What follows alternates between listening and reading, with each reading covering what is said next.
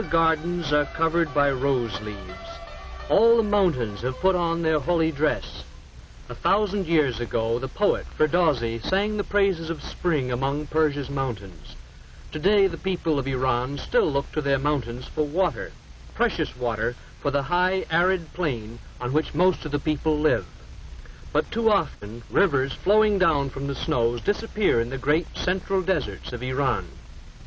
East and west lie other Muslim lands: Turkey, Iraq, Saudi Arabia, Pakistan, Afghanistan.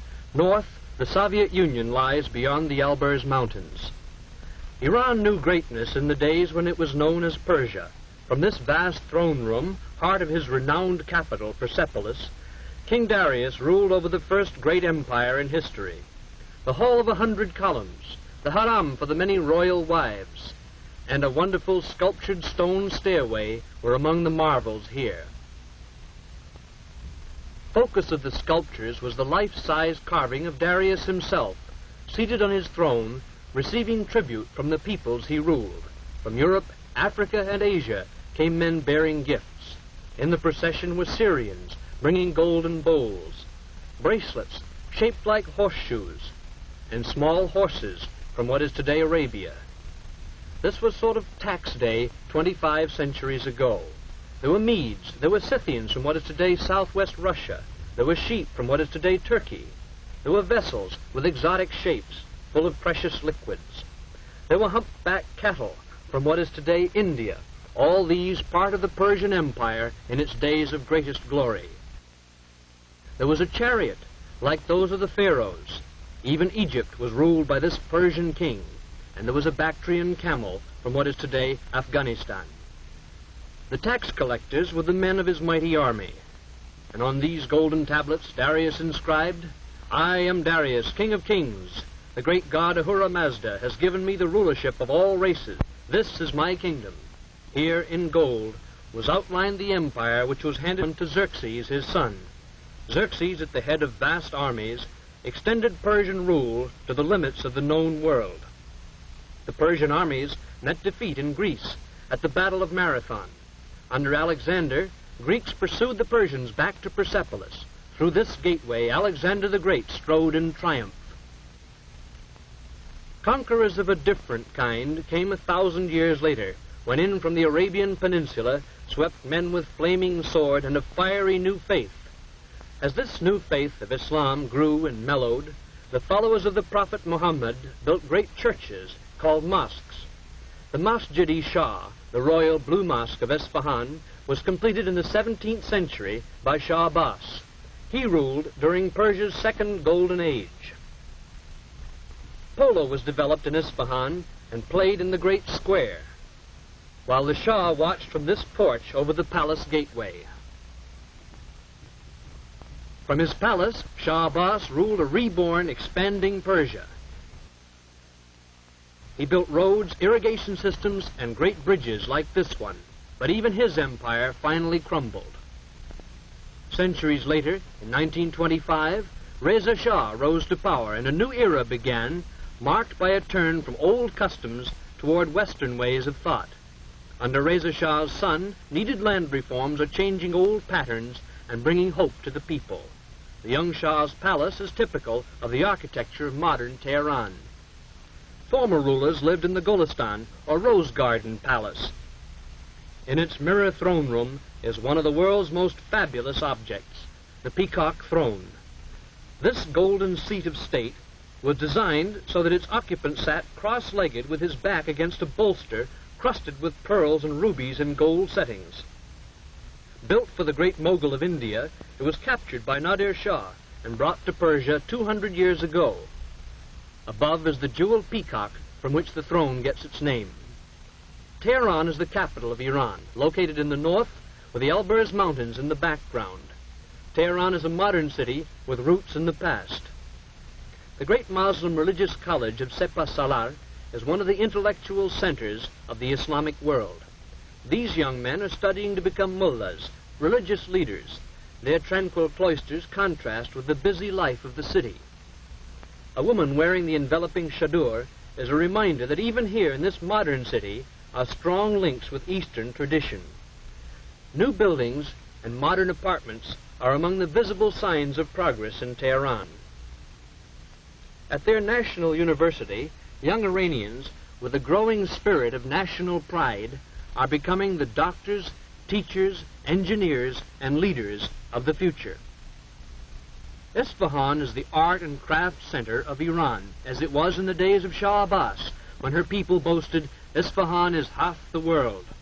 Much of the imperial splendor survives, and in the bazaar, the ancient crafts, like coppersmithing, continue little changed.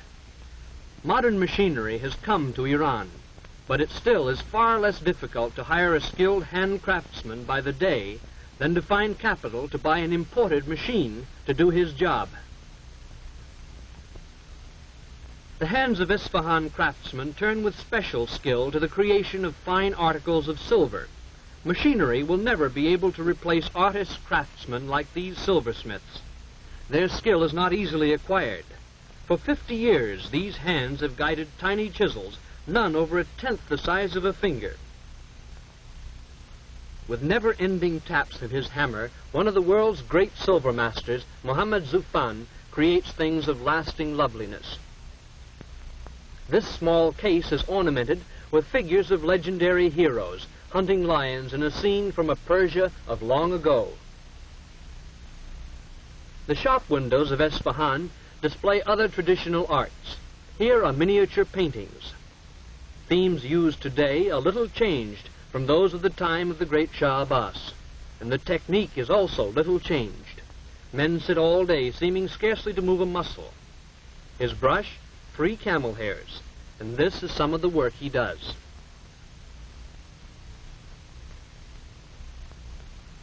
The best-known product of Isfahan hands is, of course, the Persian rug. An average rug is made up of at least 1 million tiny knots, every one of which must be tied by hand. The knots make the woolen tufts, or pile, of the rug. The warp, or foundation of the rug, consists of cotton threads wound between large wooden rollers. Rug industry wages are low. One of these skilled weavers earns less in a week than an average American laborer receives for 2 hours' work. After a few rows of knots have been tied, they are pounded tightly together with this comb-faced hammer. Children's tiny hands tie the smallest knots of the most delicate designs, although employment of children in rug factories is discouraged by new labor laws. As modern industry like this textile mill come to Isfahan, mill owners and workers alike face the problems of sudden adjustment to the machine age. Shiraz is the capital of the province of Fars, from which Persia took its name. The monumental city gates and the princely palace of the Qashqai suggest the beauty of Shiraz, whose history is full of the names of astronomers, philosophers, and poets. The climate is agreeable here. Oranges grow near reflecting pools in which Muslim poets saw the tranquility they sought in their faith. With this monument, Shiraz honors its most beloved son, the poet Saadi. 700 years ago, he wrote poetry of such beauty that it still is the basis of the living Persian language of today. The people of Shiraz are among the most progressive in Iran. Behind the caravan, still used for transport, rises their modern grain elevator. They built a fine new technical school where young men are learning to use machine tools and thus reduce Iran's dependence on foreign manufactures. They point with special pride to their rapidly expanding medical school, in which young people are being trained to fill the serious shortage of doctors. Some of the students are women, evidence of change disturbing to the conservative Muslim clergy. Medical care has not yet reached much of rural Iran. About 90% of the people live in villages like Kinare. Kinare exists because it has water drawn by this primitive hoist. 3 centuries ago, elaborate irrigation systems operated. The land fed twice its present population. Today, this hoist reaches only 60 feet. Its capacity, 2 goatskins, about 8 gallons of water a minute. Here the people of the village come to wash their clothes. And in this same water, they do their dishes.